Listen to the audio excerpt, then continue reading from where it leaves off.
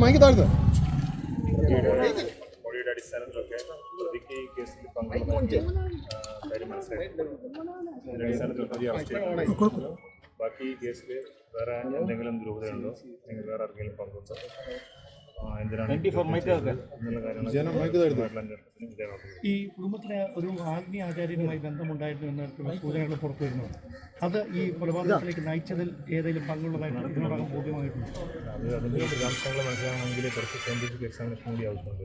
Mobile phone സീസ് ചെയ്തിട്ടുണ്ട്, പിന്നെ സാഹചര്യ തെളിവുകളെ കുറിച്ചുള്ള വിലയിരുത്തേണ്ടതുണ്ട്. ഇതെല്ലാം മനസ്സിലാക്കിക്കൊണ്ട് ബാക്കി എന്തെങ്കിലും പ്രതിയെ അറസ്റ്റ് ചെയ്ത് കഴിഞ്ഞു, പക്ഷെ കാരണം എന്താണെന്ന് ഇതുവരെ വ്യക്തമാക്കുന്നില്ല. സഹോദരിയോടെയുള്ള ഏതെങ്കിലും തരത്തിലുള്ള വൈരാഗ്യമാണ് ജനത്തിന്റെ ഇടാൻ കാരണം. സാധാരണഗതിയിൽ അറസ്റ്റ് ചെയ്യുമ്പോൾ കാരണം വ്യക്തമാക്കേണ്ടതാണ്. ഇതുവരെ അങ്ങനെ ഒഫീഷ്യലായി എന്താണ് കാരണമെന്ന് അല്ല, അത് പ്രതി പറയുന്ന കാരണം അതേപടി പറയാൻ അല്ല, പോലീസ് അറസ്റ്റ് ചെയ്തത് കൃത്യമായി കാരണം കണ്ടതിന്റെ അടിസ്ഥാനത്തിലായിരിക്കും. ചെയ്യുന്നതായി ബോധ്യപ്പെട്ട അടിസ്ഥാനത്തിലാണ് അറസ്റ്റ് ചെയ്തത്. കാരണങ്ങളും മറ്റേതിൻ്റെ മോട്ടീവ്സും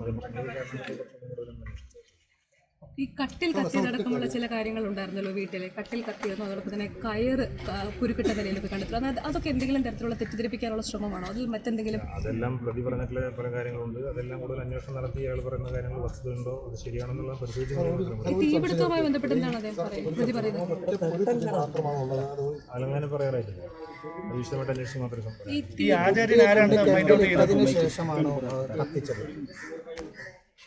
ആ കാര്യങ്ങളൊക്കെ ഇപ്പോൾ ഒരു പ്രതി പറഞ്ഞ അറിവിൻ്റെ അടിസ്ഥാനത്തിലാണ് നമ്മൾ പറയുന്നത്. അത് നമ്മൾ കൂടുതൽ വസ്തുക്കൾക്ക് വിധേയമായിക്കൊണ്ട് തന്നെ തെളിവുകൾ കൂടുതൽ കമ്പയർ ചെയ്തിട്ട്, അതായത് പ്രതി ഏറ്റുപറഞ്ഞ കാര്യങ്ങൾ പൂർണ്ണതോതിൽ പോലീസ് വിശ്വസിക്കുന്നില്ല, അത് കറക്റ്റാണോ എന്ന് അന്വേഷിക്കുന്നത്. അത് നമ്മൾ മറ്റു തെളിവുകളുടെ അടിസ്ഥാനത്തിൽ അത് ബോധ്യപ്പെട്ടതിന് ശേഷം മാത്രമേ അത്തരം കാര്യങ്ങൾ അങ്ങനൊന്നും പറയാറായിട്ടില്ല. ഈ ആചാര്യനെ സംബന്ധിച്ച് എന്തെങ്കിലും സൂചന കിട്ടിയിട്ടുണ്ട്? ഇതാരാണ്, എന്താണ്? ഇതുമായിട്ട് ബന്ധപ്പെട്ടുള്ള ആളുകളെ കുറിച്ച് എല്ലാം സൂചനയുണ്ട്. കൂടുതൽ നമുക്ക് മനസ്സിലാക്കിയെടുക്കേണ്ട കാര്യമാണ്.